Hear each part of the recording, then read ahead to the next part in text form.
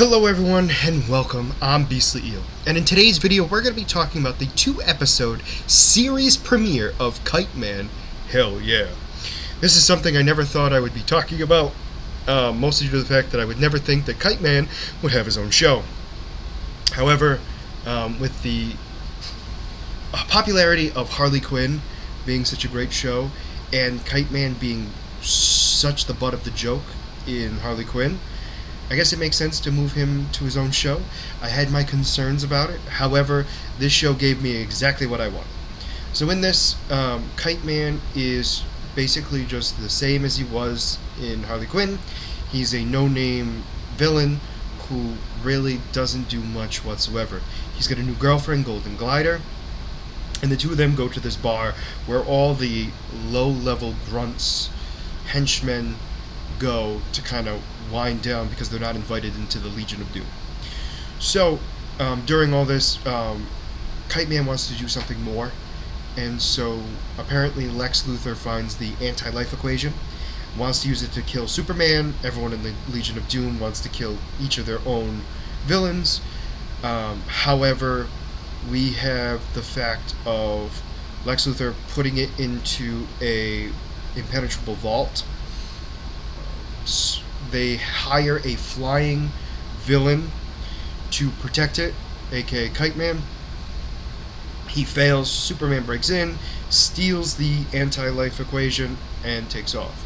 However, we find out that although Superman might have broken in looking for the anti-life equation, it was not in the vault whatsoever, and it turned out to be Lex Luthor keeping it for himself.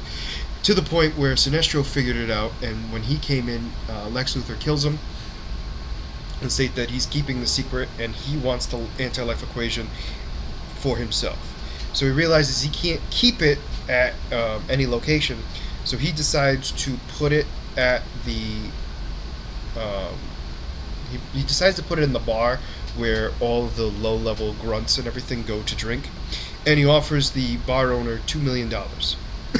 No, $10 million, sorry, to buy the place. And that's when Kite-Man doesn't want him to do it, and the guy's like, I didn't want to sell it to him, but $10 million is $10 million. So Kite-Man then tries to get $10 million. He first asks his dad. He says no. We also then have him ask Harley Quinn and Poison Ivy, who are apparently second house poor, which is one of the weirdest phrases I have ever heard in my life. He then comes up with a plan to steal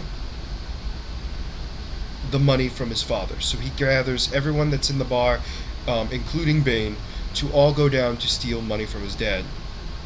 Turns out his girlfriend, Golden Glider, has an incredible ability where she can send her soul out of her body and burn the souls and bodies of everyone she touches with her Golden Glider touch.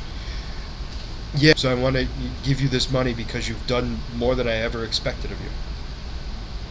So he takes the money, gives it to the bar owner, pays the $10 million and owns the bar. During all this, they're trying to figure out how they're going to have a grand opening and everything else and try to make the place great. So their idea is to have this major opening where they invite Lex Luthor and the entire roster of the Legion of Doom.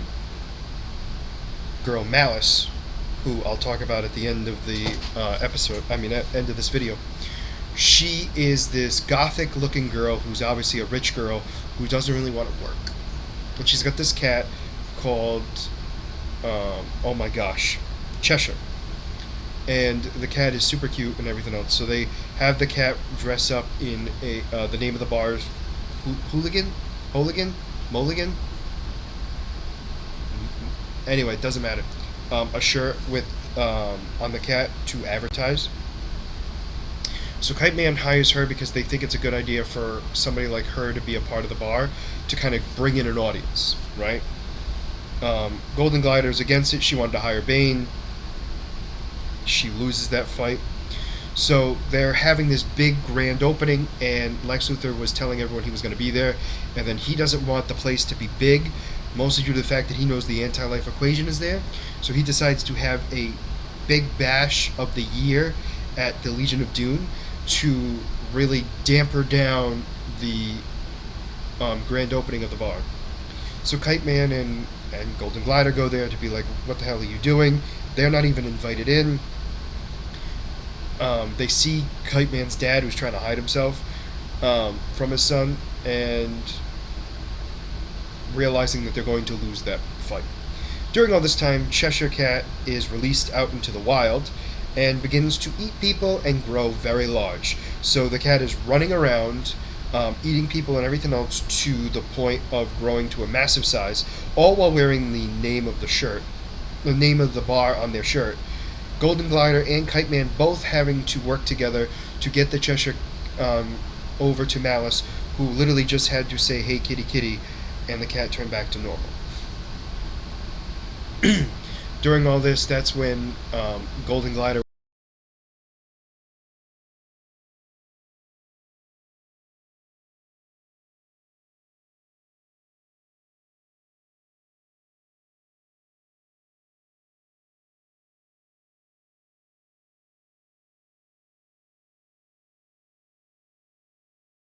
was going to fire um, Malice, and that's when Darkseid comes in.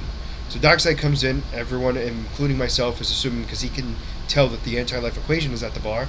Turns out, no, that he was there to see his goddaughter, Malice, to make sure that she's actually got a job and is able to maintain it. So Golden Glider sees the way that she's being treated by Darkseid, and she says that, Malice is doing a great job at the bar, and they're having her be social media manager of the bar and really focus on that piece, and Darkseid is very proud of her and is surprised that she's able to do so. They also hire Bane as the bouncer, so that's when Darkseid drinks a Arnold Palmer, but he calls it a different golfer's name, offers it to everyone at the bar, and he leaves. So what we find out is that the anti-life equation is legitimately in the freezer of the bar, where there's a bunch of chicken nuggets and everything else there as well. And the second episode ends with the line out the door of people trying to get into the bar, where Bane is the bouncer, and we see Kite Man's dad trying to get in, and he's not allowed in. So, some things here that I wanted to talk about. So, one thing I didn't talk about was two of the main cast members. One is the fairy tale woman, a storyteller witch, who's been decapitated and has now taken the body of a mother from one of the other main characters' kindergarten class. So we have a kindergarten teacher, we have her now in a new body, we have conjoined twins where one of them has their head blown off, and then we have Bane, Golden Glider, Malice, and obviously Kite Man. Seems like they're going to be the main actors in the main characters in this story. The main plot, I think, of this season is going to be the fact that keeping the anti-life equation a secret, and so Darkseid doesn't find the anti-life equation, but Darkseid's going to keep coming in, mostly due to the fact to check on his goddaughter, Malice, who is working at the bar, which is hilarious. And I think the other thing that's going to be happening too is this is going to be like the Cheers version of superheroes. So it's going to be the bar that everyone wants to go to and have fun. And it's going to be a lot of comedic stuff around the bar situation and bar related stuff. And obviously also adding that superhuman element as well because of the universe that they are in. Overall, I wasn't expecting much from this series, but it's everything I wanted in the sense of Kite Man's still the joke, the butt of everyone's joke. It's comedically done well. They're adding new characters that are fitting to what's going on. Malice is a great addition because her character legitimately goes to other planets, takes over, kind of assimilates into the world for Darkseid to take over. Granted, it's for a comedic purpose in this sense, but it still works with her character, which I find very interesting. Think it's kind of awesome. In the comics, the only way she can get onto another planet is if she switched places with somebody else. So I'm curious if we ever find out who she switched places with. If that's even the case in this universe, who knows? But that'd be a nice, funny twist to it.